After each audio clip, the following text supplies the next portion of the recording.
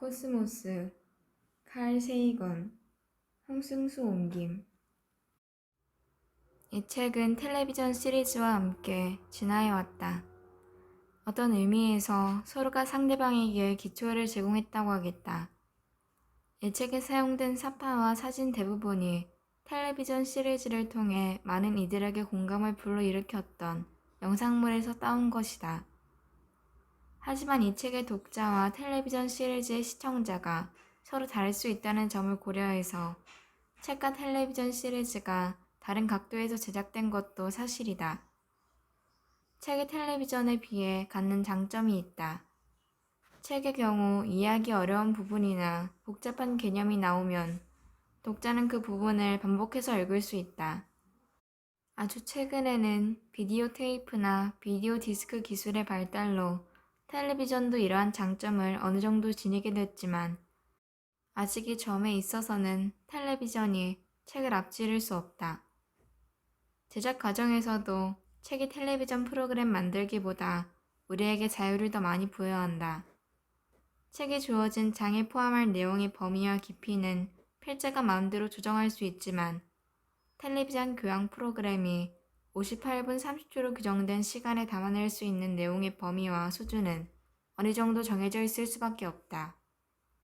그러므로 이 책이 텔레비전 시리즈보다 문제들을 더욱 깊이 있게 다루고 있다. 책에서 다루었지만 텔레비전 시리즈에서는 다루지 못한 내용이 많이 있다. 물론 반대의 경우도 있다.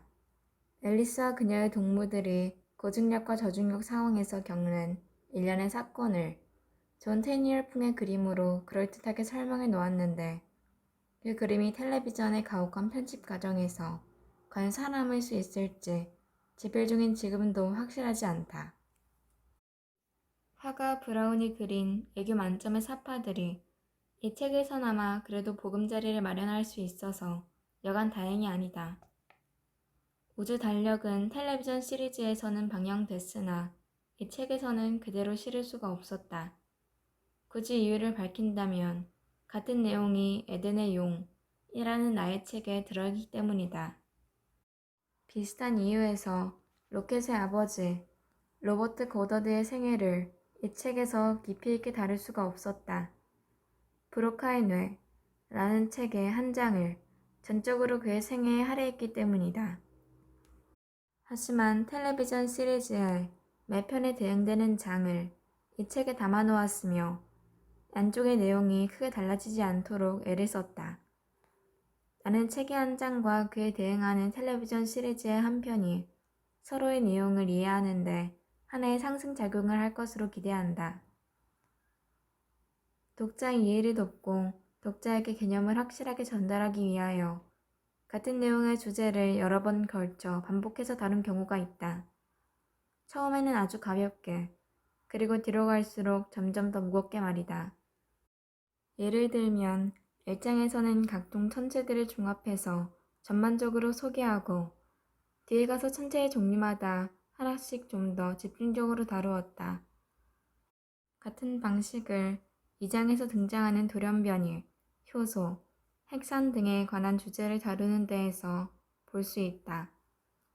인류사에 나타난 위대한 개념들을 시간순으로 설명하지 않는 경우도 있다. 예를 들면 고대 그리스 과학자들의 사상을 7장에서 처음 취급하게 되는데 이들보다 훨씬 나중에 등장한 요하네스 케플러의 업적을 3장에서 먼저 다룬다. 그리스의 과학자들이 까딱 잘못하는 바람에 성취할 수 없었던 것이 과연 무엇인가를 안다면 그들의 업적을 더 잘 평가할 수 있었으며 그들의 진가를 더욱 높이 인정하게 될 것이다. 과학도 인간의 여타 문화활동과 마찬가지로 문화 전반을 아우르는 총체적 관점에서 조명하고 논의해야 한다. 과학과 과학 이외의 문화활동이 서로 격리되어 성립할 수 있는 것이 아니기 때문이다. 과학의 발달 경로가 어떤 시기에는 다른 분야의 발달 경로와 살짝 스치기도 하고 때로는 정면으로 충돌하기도 한다. 사회적, 정치적, 종교적, 그리고 철학적 문제와의 관계가 특히 그러했다. 하다못해 과학을 논하기 위한 텔레비전 영상물 한 편을 촬영하는 과정에서도 범세계적 관심사인 군사활동이 비집고 들어와 어쩔 수 없이 그 영향을 받게 되는 상황을 직접 경험할 수 있었다. 화성에서 바이킹 탐사선이 실제 탐사에 임하기 전에 바이킹 착륙선의 실제 크기와 같은 모양의 착륙선을 모하비 사막으로 가져와서 모의 탐사를 수행하던 때에 있었던 일이다. 모의 탐사 시험장 근처의 공군 기지에서 포격 훈련이 있을 때마다 우리의 모의 실험은 중단되어야만 했다. 이집트 알렉산드리아에서의 경험도 재미있었다. 이집트의 공군이 매일 아침 9시에서 11시까지 비행 폭격 훈련을 실시했는데 우리가 묵던 호텔이 그들의 기총고사 폭격 훈련의 목표물이었던 것이다. 그리스 사모스 섬에서 우리가 겪어야 했던 일은 더욱 가관이다. 북대서양 조약기구 나토의 군이 대규모 기동 훈련 때문에 촬영 허가를 마지막 순간까지 받을 수 없어서 우리의 계획이 온통 무산될까봐 무척이나 걱정했다. 그들은 누가 보기에도 뻔하게 지하에 막사를 건설하고 있었으며 산어리의 대포와 탱크들을 배치하는 중이었다. 체코슬로바키아에서는 무전기가 말썽을 일으켰다. 외진 시골에서 1년의 촬영을 차질 없이 수행하기 위하여 촬영팀은 의사소통을 무전기에 의존하고 있었다. 그런데 우리의 무선 교신이 체코 공군의 전투 비행단을 놀라게 했던 모양이다. 촬영이 진행되는 동안 전투기 편대가 우리 머리 위를 계속해서 배회했다. 우리의 촬영 활동이 체코의 국가 안보에 결코 아무런 해가 되지 않는다는 사실을 체코말로 전해들은 다음에야 그들은 우리 상공에서의 배회를 그치고 사라졌다. 그리스, 이집트, 체코, 그 어디에서든 각 나라의 국가안보기구에서 파견된 요원들이 우리의 촬영 현장에 따라붙었다. 구소련의 칼루가에서 콘스탄틴 치올코프스키의 생애에 관한 인터뷰를 촬영하려 했을 때도 마찬가지 일이 벌어졌다. 사전에 구소련 당국에 문의도 하고 허가도 요청했으나 단념하는 수밖에 없었다. 나중에 알게 된 사실이지만 반체제 인사들의 재판이 바로 칼루가에서 열리기로 돼 있었다고 한다. 하지만 어느 나라에서든 많은 사람들이 우리의 촬영팀에게 마음에서 우러나오는 친절을 베풀어줬다. 우리는 그들의 친절을 결코 잊을 수 없다. 그렇지만 군사조직의 존재 또한 부인할 수 없는 범세계적 공통현상이었다. 이러한 경험들을 통해서 난 한 가지 결심을 하게 되었다. 최근 텔레비전 시리즈에서 군사 문제와 관련한 사회적 이슈들을 기회 있을 때마다 빼놓지 않고 다루겠다고 단단히 다짐했다. 한마디로 과학의 성공은 자정 능력에 있다. 과학은 스스로를 교정할 수 있다. 과학에서는 새로운 실험의 결과와 참신한 아이디어가 나올 때마다 그 전에는 신비라는 이름으로 포장되어 있던 미지의 사실이 설명될 수 있는 합리적 현상으로 바뀌어간다. 9장에서 논의한 중성미자의 문제가 그 좋은 예가 될 수 있다. 중성미자라는 포착하기조차 어려운 입자가 태양 내부에서 이론적 예상보다 적게 만들어지는 것으로 드러났다. 그러자 이것을 설명하기 위한 방안들이 속속 등장했다. 10장에서 다루는 문제도 좋은 예이다. 현대 의주로는 우주의 물질 밀도가 충분히 커서 멀리 있는 은하들의 후퇴 운동을 종국에 가서는 멈추게 할 수 있을 건지, 우주는 그 나이가 무한대인 존재이고 따라서 우주의 창조를 부정할 수 있을지 같은 형이상학적이고 신비주의적인 문제들도 과학적인 방법으로 논의하기 위해 갖은 애를 쓴다. 이 두 가지 질문에 대한 해결의 실마리를 캘리포니아 대학교 프레드릭 라인스의 실험이 쥐고 있는 듯하다. 그는 다음과 같은 주장을 한다. 중성미자는 세계의 다른 상태로 존재하는데 태양 연구에 쓰이는 중성미자 완환경에는 그 중에서 단 한 가지 상태에 있는 것만이 검출된다. 중성미자는 빛, 즉 광자와 달리 질량을 갖고 있기 때문에 우주에 퍼져있는 중성미자들의 총 질량을 고려한다면 우리의 우주는 닫힌 우주라고 판단할 수 있다. 따라서 우주의 팽창도 언젠가는 멈추게 될 것이다. 미래에 수행될 실험들이 이러한 아이디어의 진위를 밝혀줄 것이다. 그러나 여기서 우리가 기억해둬야 할 가장 중요한 점은 과학이라는 이름의 담대한 기획에서는 이미 제시된 지혜에 대한 재평가가 끊임없이 이루어진다는 사실이다. 이것이야말로 과학하기의 위력이며 과학하기의 요체인 것이다. 많은 분들의 도움 없이는 코스모스 같은 대규모 프로젝트는 성공하기 어렵습니다. 그분들 모두에게 감사하는 마음을 제한된 지면에 다 표현할 수는 없습니다. 그럼에도 불구하고 몇 분에게는 이 자리를 빌어 감사의 말씀을 꼭 드려야겠습니다. 저는 젠트리 리에게 특별히 감사합니다. 그리고 코스모스 제작팀에게도 감사합니다.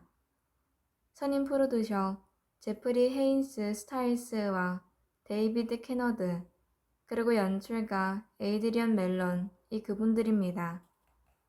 미술가로서 참여해주신 분들 중 존 롬버그에게 먼저 감사합니다. 그는 코스모스 시리즈의 시각 영상물 디자인과 구성의 결정적인 역할을 이 프로젝트가 구성되던 초기부터 해왔습니다. 존 앨리슨, 아돌프 샬러, 릭 스턴박, 돈 데이비스, 브라운, 그리고 앤 노르치아가 모두 미술 부문에서 큰 활약을 해주셨습니다. 자문단에서는 도널드 골드 스미스, 오원 진저 레이츠, 폴 폭스, 데인 에커먼, 그리고 카메론 백이 저자에게 큰 도움을 주었습니다. 케이시 이티 경영진에게도 감사합니다. 그레그 앤도퍼가 케이시 이티 측의 제안을 우리에게 처음 전해준 장본인이며 척 앨런, 웰리안 램, 제임스 로퍼가 케이시 이티에서 코스모스의 계획을 도와주셨습니다. 코스모스 텔레비전 시리즈 사업을 지원해주신 여러 기관께도 감사합니다. 아틀랜틱 리치펀드 리치필드 컴퍼니, 미국 공공방송협회, 아서 바이닝 데이비스 파운데이션, 알프리드 피 슬론 파운데이션, 영국 방송협회, 그리고 폴리텔 인터내셔널, 이 그들입니다. 또 코스모스 시리즈 제작에 참여해주신 공동 프로듀서 여러분께 고마움을 전합니다. 구체적 사실에 대한 확인을 일일이 해주셨거나 우리가 이 계획에서 취하는 접근 방식에 대하여 전문가로서 의견을 주신 분들의 성함은 이 책 끝에 적어놓았습니다. 그러나 이 책의 내용에 대한 최종 책임은 물론 저에게 있습니다. 랜덤하우스 출판사의 임직원 여러분께 감사합니다. 특히 이 책의 편집을 맡아주신 앤 프리드 굿, 책의 디자인을 맡아주신 로버트 올레치노는 자신들의 업무에서 전문가로서의 훌륭한 역량을 보여주셨을 뿐만 아니라 텔레비전 시리즈의 마감 시간과 책의 출판 일정이 서로 상충할 때 인내와 지혜로 문제를 슬기롭게 해결해 주셨습니다. 저희 보좌진은 대표인 셜리 아든에게 저는 특별히 감사해야 할 빚을 지고 있습니다. 셜리는 이 책의 초고를 타자본으로 만들어 주었고 끊임없이 이어지는 수정 작업을 적기에 마치고 수정된 원고를 적소에 넣어 주었습니다. 늘 즐거운 모습으로 필요한 업무를 능숙하고 완벽하게 처리했습니다. 그녀가 코스모스 프로젝트를 성공으로 이끄는데 기여한 부분이 단지 이것뿐이라고 생각한다면 큰 오산입니다. 셜리는 여러 면에서 참으로 많은 공헌을 했습니다. 나는 코넬 대학교 당국에 특별히 감사합니다. 그리고 나는 코넬 대학교 당국에 특별히 감사합니다. 그 감사는 말로 표현될 수 있는 성격의 것이 아닙니다. 코스모스 프로젝트가 진행되는 동안 대학 당국은 저에게 2년이라는 긴 기간의 휴직을 허락했습니다. 그리고 그 기간 동안 코넬 대학교의 동료 교수들과 학생들이 제게 보여준 끊임없는 신뢰에 깊이 감사합니다. 미국 국립항공우주국과 제트추진연구소의 공동연구진과 보이저 탐사 촬영팀에서 같이 연구에 임한 동료들에게도 감사 인사를 드립니다. 코스모스를 집필하는 과정에서 난 앤 드류안과 스티븐 소터에게 참으로 많은 빚을 졌습니다. 이분들은 코스모스 텔레비전 시리즈의 공동 저자로서 코스모스 집필에 결정적인 기여를 해주었습니다. 이 저작물 전반에 흐르는 기본 아이디어의 구상에서부터 그 아이디어들 이면에 숨어있는 깊은 연계성의 발굴과 그리고 시리즈 각 편에 담아낸 내용의 직접 수준과 구조, 또 멋들어진 문체의 구사에 이르기까지 그들의 손길이 닿지 않은 곳이 없을 정도입니다. 이 책의 초고를 왕성한 의욕과 비판적 시각으로 철저하게 읽어주셨습니다. 나에게 준 이들의 건설적이며 창조적인 제언들이 수없이 이어지는 태고의 과정을 통해서 이 책에 그대로 드러나 있습니다. 텔레비전 시리즈의 공동 저자로서 이분들이 쓰신 대본이 이 책의 내용을 결정하는데 주요한 영향을 미쳤던 것입니다. 나는 이분들과 여러 차례에 걸쳐 열띤 토론과 심도 깊은 토의를 하면서 크나큰 기쁨을 맛볼 수 있었습니다. 바로 그 기쁨이 내가 코스모스 프로젝트에서 얻을 수 있었던 가장 중요한 보상들 중 하나였습니다. 1980년 5월 이타가와 로스앤젤러스에서 차례 1. 코스모스의 바닷가에서 2. 우주 생명의 푸가 3. 지상과 천상의 하모니 4. 천국과 지옥 5. 붉은 행성을 위한 블루스 6. 여행자가 들려준 이야기 7. 밤하늘의 등뼈 8. 시간과 공간을 가르는 여행 9. 별들의 삶과 죽음 10. 영원의 벼랑 끝 11. 미래로 띄운 편지 12. 은하 대백과 사전 13. 누가 우리 지구를 대변해 줄까? 및 감사의 말, 부록, 참고 문헌, 옮기니 후기, 특별판을 펴내며 찾아보기 1장 코스모스의 바닷가에서 맨 처음에 창조된 사람들은 흉악한 웃음의 마법사, 밤의 마법사, 야만인, 어둠의 마법사라는 이름으로 불렸다. 그들은 지혜를 부여받았기에 세상의 모든 것을 알아챌 수 있었다. 이들이 눈을 떠 세상을 둘러보자 그 즉시 모든 것을 인지하였으며 거대한 천구와 땅의 둥그런 얼굴도 모두 알아보았다. 그러자 창조주께서 입을 여셨다. 저들은 전지하구나. 이제 저들을 어찌하면 좋단 말이냐? 저들의 눈길이 가까운 곳에서만 이르게끔 하고 땅의 얼굴도 조금씩밖에 보지 못하게 하리라. 저들은 우리 손에서 나온 한가 피조물이 아니던가? 저들마저 신이 된 데서야 어디 말이 되겠는가? 퀴체 마야의 성전, 포폴부흐. 내가 넓은 땅 위를 구석구석 살펴 알아보지 못한 것이 없거든. 어서 말해보아라. 빛의 전당으로 가는 길은 어디냐? 어둠이 도사리고 있는 곳은 어디냐? 욥기. 나의 위험을 찾을 곳은 우주가 아닙니다. 그것은 내 사고의 제어기제에서 찾아져야 합니다. 내가 세상들을 차지했다면 더 가질 것이 없습니다. 우주는 공간을 온통 둘러싸서 나를 원자 알갱이 하나 삼키듯이 먹어버립니다.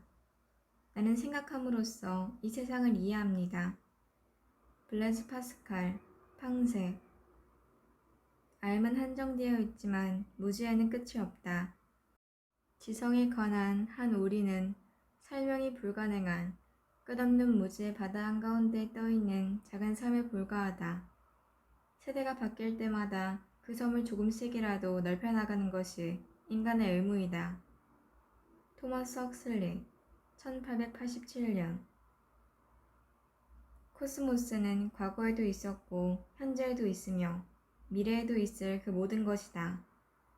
코스모스를 정관하노라면 깊은 울림을 가슴으로 느낄 수 있다. 나는 그때마다 등골이 오싹해지고 목소리가 가늘게 떨리며 아득히 높은 데서 어렴풋한 기억의 10년으로 뼈 떨어지는 듯한 아주 묘한 느낌에 사로잡히곤 한다. 코스모스를 정관한다는 것이 미지 중 미지의 세계와 마주함이기 때문이다. 그러므로 그 울림, 그 느낌, 그 감정이야말로 인간이라면 그 누구나 하게 되는 당연한 반응이 아니고 무엇이겠는가. 인류는 영원 무한의 시공간에 파묻힌 하나의 점, 지구를 보금자리로 삼아 살아가고 있다. 이러한 주제에 코스모스의 크기와 나이를 헤아리고자 한다는 것은 인류의 이해 수준을 훌쩍 뛰어넘는 무모한 도전일지도 모른다. 모든 인간사는 우주적 입장과 관점에서 바라볼 때 중요키는커녕 지극히 하찮고 자질구레하기까지 하다. 그러나 인류는 아직 젊고 주체할 수 없는 호기심으로 충만하며 용기 또한 대단해서 될성 싶은 떡잎임에 틀림이 없는 특별한 생물종이다. 인류가 최근 수천 년 동안 코스모스에서의 자신의 위상과 코스모스에 관하여 이룩한 발견의 폭과 인식의 깊이는 이상 밖의 놀라움을 인류 자신에게 가져다 주었다. 우주 탐험, 그것을 생각하는 것만으로도 우리의 가슴은 설렌다. 그것은 우리 모두에게 생기와 활력을 불어넣는다. 진화는 인류로 하여금 삼라만상에 대하여 의문을 품도록 유전자 속의 프로그램을 잘 짜놓았다. 그러므로 안다는 것은 사람에게 기쁨이자 생존의 도구이다. 인류라는 존재는 코스모스라는 찬란한 아침 하늘에 떠다니는 한 점 티끌에 불과하다. 그렇지만 인류의 미래는 우리가 오늘 코스모스를 얼마나 잘 이해하는가에 크게 좌우될 것이라고 나는 확신한다. 우리가 이제 떠나려는 탐험에는 회의의 정신과 상상력이 필요하다. 상상력에만 의존한다면 존재하지도 않는 세계로 빠져버리는 우리를 범하게 될 것이다. 그러나 우리 앞에 놓인 탐험은 상상력 없이는 단 한 발짝도 뗄 수 없는 여정의 연속일 것이다. 회의의 정신은 공상과 실제를 분간할 줄 알게 하여 억측의 실현성 여부를 검증해준다. 코스모스는 그 바닥을 알 수 없는 깊은 보물 창고로서 그 우아한 실제, 절묘한 상관관계, 그리고 기묘한 작동 원리를 그 안에 모두 품고 있다.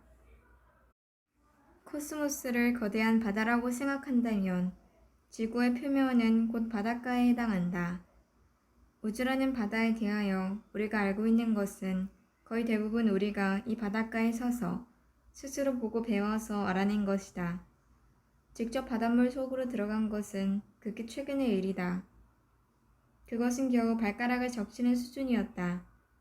아니 기껏해야 발목을 물에 적셨다고나 할까? 그 물은 시원해서 좋다. 그리고 저 바다는 우리에게 들어오라고 손짓하는 듯하다. 우리가 바로 이 바다에서 나왔다는 사실을 우리는 가슴 저 깊숙한 곳으로부터 알고 있다. 그래서 인간은 그 눈으로 되돌아가고 싶다는 소망을 간절하게 품는 것이다. 비록 우리의 이러한 갈망이 미지의 신들의 심기를 불편케 할지언정 그것을 불경스럽다고만 탓하지 말자.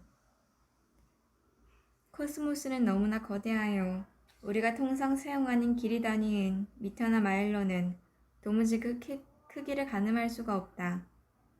미터나 마일은 지상에서 쓰기 편리하도록 고안된 단위일 뿐이다. 천문학에서는 그 대신 빛이 빠른 속도를 이용하여 거리를 잰다. 빛은 1초에 약 18만 6천 마일 또는 거의 30만 킬로미터, 즉 지구 7바퀴를 돈다. 빛은 태양에서 지구까지 8분이면 온다. 그러므로 태양은 지구에서 약 8강분만큼 떨어져 있다. 빛은 1년이면 10조 킬로미터, 약 6조 마일을 간다. 천문학자들은 빛이 1년 동안 지나간 거리를 하나의 단위로 삼아 1광년이라고 부른다. 광년은 시간을 재는 단위가 아니라 거리를, 그것도 엄청나게 먼 거리를 재는 단위이다. 지구는 우주에서 결코 유일무이한 장소라고 할 수 없다.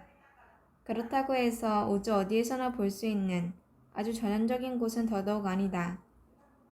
행성이나 별이나 은하를 전형적인 곳이라고 할 수 없는 까닭은 코스모스의 대부분이 텅 빈 공간이기 때문이다.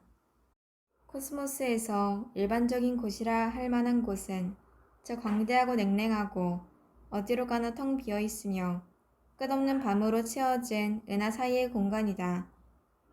그 공간은 참으로 기이하고 외로운 곳이라서 그곳에 있는 행성과 별과 은하들이 가슴 시리도록 귀하고 아름다워 보인다. 코스모스의 어느 한 구석을 무작위로 찍는다고 했을 때 그곳이 운 좋게 행성 바로 위나 근처일 확률은 10-33제곱이다. 우리가 살면서 일어날 확률이 그렇게 낮은 일이 일어나는 것을 본다면 우리는 그 일에 매혹될 수밖에 없을 것이다. 이런 의미에서 사람이 살고 있는 이 세상은 참으로 고귀한 것이라고 단언할 수 있다. 은하와 은하 사이의 공간에서 본다면 바다 물결 위의 흰 거품처럼 헤아릴 수도 없이 많고 희미하고 가냘픈 덩굴손 모양의 빗줄기가 암흑을 배경으로 떠 있는 것이 보일 것이다. 이것들이 은하다. 이들 중에는 홀로 떠다니는 고독한 녀석도 있지만 대부분은 은하단이라는 집단을 이루며 한데 어우러져 거대한 코스모스의 암흑 속을 끝없이 떠다닌다. 이것이 우리가 아는 코스모스의 가장 거시적인 모습이며 여기가 바로 성운들의 세계이다.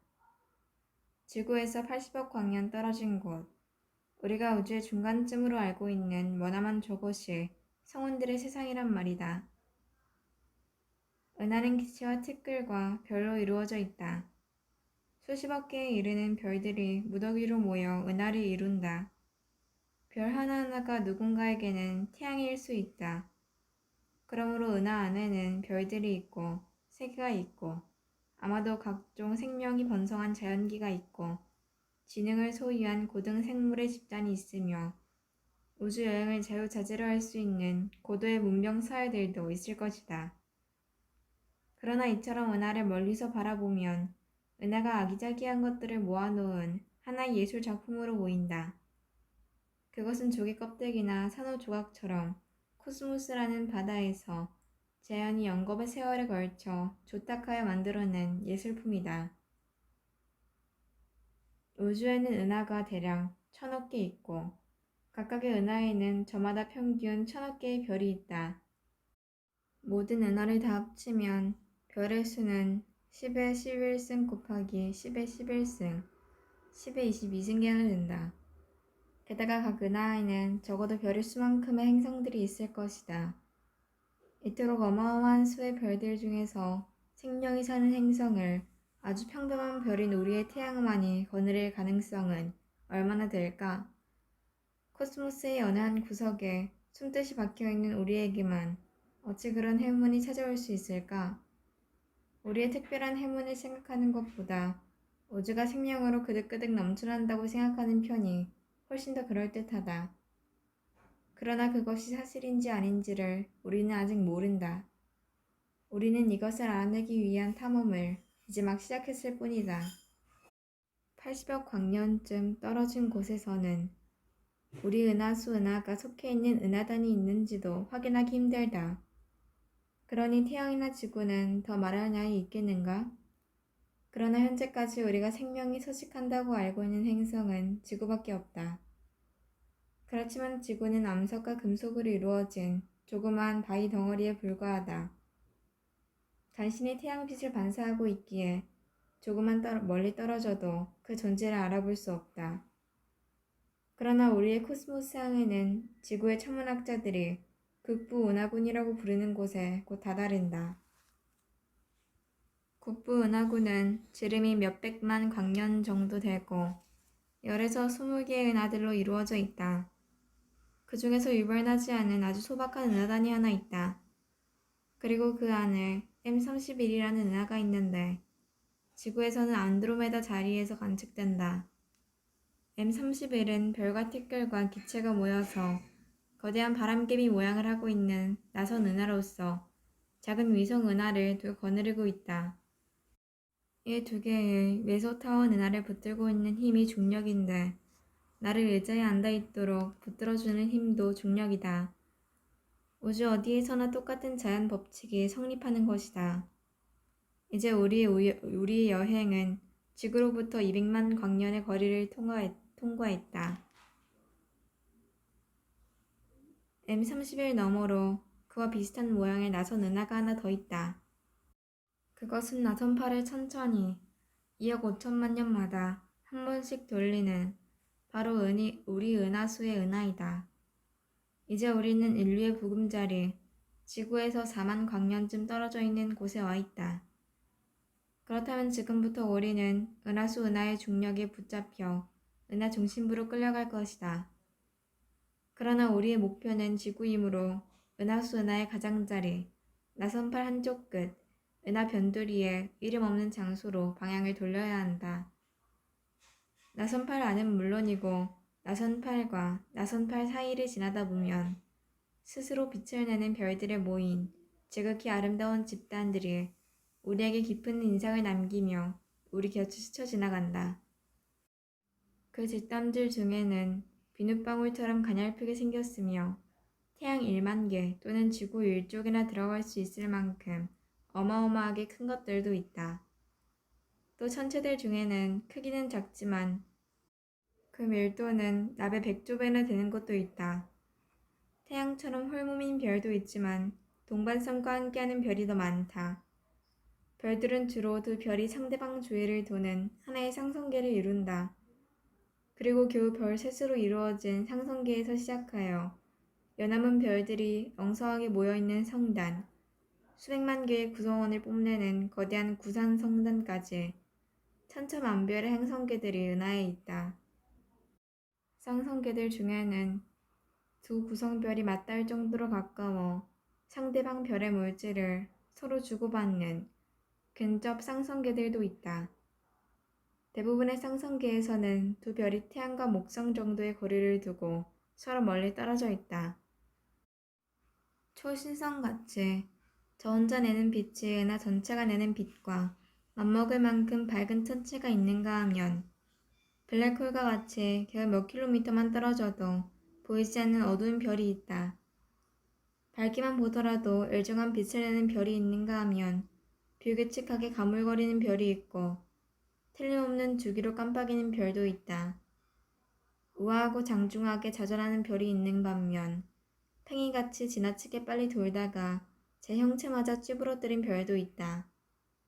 대개의 별들은 과시광선과 적외선을 내지만 어떤 별은 하도 뜨거워서 X선이나 전파를 내기도 한다. 푸른색의 별은 뜨거운 젊은 별이고 노란색의 별은 평범한 중년기의 별이다. 붉은 별은 나이가 들어 죽어가는 별이며 작고 하얀 별이나 검은 별은 아예 죽음의 문턱에 이른 별이다. 이렇게 다양한 성격들의 별들이 우리 은하 안에 4천억 개 정도 있다. 이 별들이 복잡하면서도 질서정연하고 우아한 덕집에 따라 움직인다. 이 많은 별들 중에서 지구인들이 가까이 알고 지내는 별은 적어도 아직까지는 태양 하나뿐이다.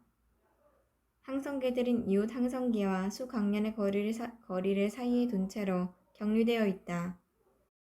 그러므로 그들 하나하나가 우주의 외딴 섬인 셈이다. 이렇게 셀 수도 없을 정도로 많은 섬들 중에서는 진화 단계에서 지성을 갖추게 된 생물들이 태어난 곳도 있을 것이다. 그들은 저마다 제가 살고 있는 알량한 행성이나 변변치 못한 별 연함은 개가 이 세상의 전부인 줄 알 것이다. 인류는 지구에 고립된 채로 성장해 왔으나 이제는 서서히 그것도 제 스스로 코스모스를 이해하기 시작했다. 그런 별들 중에는 수백만 개의 크고 작은 암석 조각들로만 둘러싸인 별들도 있을 것이다. 이 돌덩이들은 진화를 못한 초기 단계의 행성들이다. 그리고 어쩌면 우리 태양계와 비슷한 행성계를 갖춘 별들도 있을 것이다. 그 행성계의 외곽에는 고리를 걸치고 어른 위성을 거느린 거대한 기체 행성들이 있고 가운데로 갈수록 더 작고 따뜻하며 푸른 하늘과 흰 구름을 가진 세계들이 있을지도 모른다. 그런 행성들 중 가운데 하나에서 직접 생물이 진화해 행성 표면을 대규모로 개조하고 있을지도 모른다. 그들은 코스모스에 사는 우리의 형제여 자매이다. 그들은 지구의 인류와 어떻게 다를까? 겉모습은 어떻고 신체의 생화학적 메커니즘, 신경생리학적 구조, 역사, 정치, 과학, 기술, 예술, 음악, 종교, 철학은 어떠할까? 언젠가 우리는 저들을 알게 될 것이다. 이제 우리는 지구에서 1억 광년 떨어진 지구의 뒷마당에 이르렀다. 거대한 눈덩이들이 태양을 둥글게 에워싸며 무리를 이루고 있다. 혜성들의 고향이다. 얼음과 암석과 유기 분자가 이 혜성들의 핵심 구성 성분이다. 지나가던 별들의 중력이 심심치 않게 이들을 슬쩍슬쩍 건드리면 그때마다 얼음 덩어리들 중 하나가 태양계 안쪽으로 날아간다. 그러면 태양의 열이 얼음을 증발시키고 얼음 덩어리에서 아름다운 혜성의 꼬리가 길게 뻗어나온다. 자, 이제 태양계의 행성들에게로 다가가 보자. 행성은 혜성보다 좀 더 큰 세계이다. 이들은 태양의 중력에 붙잡혀서 거의 원형의 궤도를 따라 태양 주위를 돌고 있다. 그리고 주로 태양 광선에서 열을 공급받는다. 명왕성은 메탄 얼음으로 덮여있는 행성으로 카론이라는 대양 위성을 하나 거느리고 있다. 태양 광선을 멀찍이서 받는 명왕성에게는 태양이 칠흑의 어둠 속에서 작게 빛나는 점으로밖에 보이지 않는다. 해왕성, 천왕성, 태양계의 보석인 토성, 그리고 목성은 거대한 기체 덩어리들이다. 이 목성한 행성들은 하나도 빠짐없이 얼어붙은 위성들을 주르르 거느리고 있다. 기체 행성들과 거대한 빈성 덩어리들이 공존하는 지역을 지나 태양 쪽으로 향하여 따뜻한 내행성계로 들어가면 우리는 그곳에서 암석지들을 만나게 된다. 예를 들어 붉은 화성에서는 화산이 솟아오르고 깊은 협곡이 입을 쩍쩍 벌리며 어마어마한 규모의 모래 폭풍이 행성 전체를 휘감는다. 어쩌면 화성에는 아주 단순한 생물이 있을지도 모른다. 지금까지 우리가 보아온 모든 행성들은 태양 주위를 공전한다. 태양은 우리에게 가장 가까운 별이다. 태양의 중심에는 수소와 헬륨 기체가 핵융합 반응을 일으키는 용광로가 자리 잡고 있다. 이 용광로가 태양계를 두루 비추는 빛의 원천인 것이다. 드디어 기나긴 여행이 끝나고 우리는 자꾸 부서지기 쉬운 청백색의 세계로 돌아왔다. 우리의 상상력이 아무리 대담하게 비약한다 한들 지구를 코스모스라는 광대한 바다와 대등하다고 할 수는 없을 것이다. 지구는 강막한 우주의 미아이며 무수히 많은 세계 중의 하나일 뿐이다. 지구가 우리에게만 의미심장한 곳일지 모르겠지만 어쩌랴 우리의 보금자리요 우리를 길러준 부모가 지구인 것을. 이곳에서 생명이 발생하여 진화했으며 인류도 이곳에서 태어나 유년기를 지나고 성년으로 자라는 중이다. 바로 여기에서 인류는 코스모스 탐험의 열정을 키웠으며 아무런 보장 없이 고통스러운 우리의 운명을 개척해 나갔다. 행성 지구에 오신 것을 환영합니다. 푸른 질소의 하늘이 있고 바다가 있고 서늘한 숲이 펼쳐져 있으며 부드러운 들판이 달리는 지구에 오신 것을 환영합니다. 지구는 생명이 약동하는 활력의 세계이다. 지구는 우주적 관점에서 볼 때에도 가슴 시리도록 아름답고 귀한 세상이다. 지구는 이 시점까지 우리가 알고 있는 한 유일한 생명의 보금자리이다. 우리는 공간과 시간을 헤쳐 우주를 두루 돌아다녔다. 그렇지만 코스모스의 물질을 생명을 얻어 숨을 쉬고 사물을 인식하게 될 수 있게 된 곳은 이곳 이외에는 아직 찾을 수가 없다.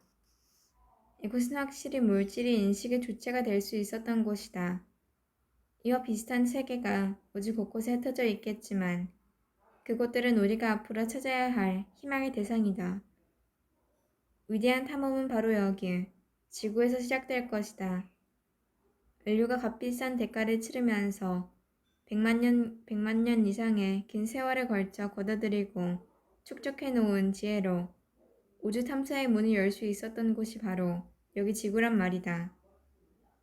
오늘날 우리는 위대한 지성들과 동시대를 살고 있다. 그들은 명석하여 호기심으로 가득 찬 용기 있는 인물들이다. 한 발 더 나아가서 현대인의 학구적 탐험의 정신을 높이 사는 시대이다. 우리가 이러한 시대 정신과 함께할 수 있었다니 얼마나 큰 축복일까. 돌이켜보건대 인류는 별에서 태어났다. 그리고 잠시 지구라 불리는 세계에 몸을 담고 살고 있다. 그러나 이제 자신의 원초적 고향으로 돌아가고 싶어 감히 그 기나긴 여정에 첫 발을 내딛고자 하는 것이다. 인류 문명사에서 가장 중요한 것들은 대체로 고대 근동 지역에서 발견되고 만들어졌다. 지구가 조그마한 세계라는 인식 역시 현대인들이 기원전 3세기라고 부르는 시절에 당시의 거대 도시 이집트의 알렉산드리아에서 비롯되었다. 그무로 알렉산드리아에서는 에라토스테네스란 인물이 살고 있었다. 그를 시기하고 경쟁의 상대로 여겼던 어떤 사람은 그를 베타라고 불렀다. 베타는 알다시피 그리스어 알파벳의 두 번째 글자이다. 에라토스테네스는 무슨 일을 하든 그 분야에서 여지없이 세계 둘째가는 사람이기 때문에 베타라는 이름으로 불렸다는 것이다. 그러나 에라토스테네스가 손을 댄 거의 모든 분야에서 그는 베타가 아니라 아주 확실한 알파였다. 에라토스테네스는 천문학자이자 역사학자, 지리학자, 철학자, 시인, 연극 평론가였으며 수학자였다. 천문학에서 시작하여 고통으로부터의 자유까지 그가 쓴 책의 제목만 보아도 그의 관심이 광범위했고 다양했음을 알 수 있다. 그는 또한 유명한 알렉산드리아의 도서관을 책임진 도서관장이었다. 어느 날 거기서 그는 파피루스 책에 다음과 같은 내용이 적혀있는 것을 보았다. 남쪽 변방인 시엔의 지방 나일강의 첫 급류 가까운 곳에서는 6월 20일을 정오에 수직으로 꽂은 막대기가 그림자를 들이우지 않는다. 1년 중 낮이 가장 긴 하진날에는 한낮에 가까울수록 사원의 기둥들이 들이우는 그림자가 점점 짧아졌고 정오가 되어면 아예 없어졌으며 그때 깊은 우물 속의 수면 위로 태양이 비쳐 보인다고 쓰여 있다. 태양이 머리 바로 위에 있다는 뜻이었다. 보통 사람 같았으면 쉽게 지나쳐버릴 관측보고였다.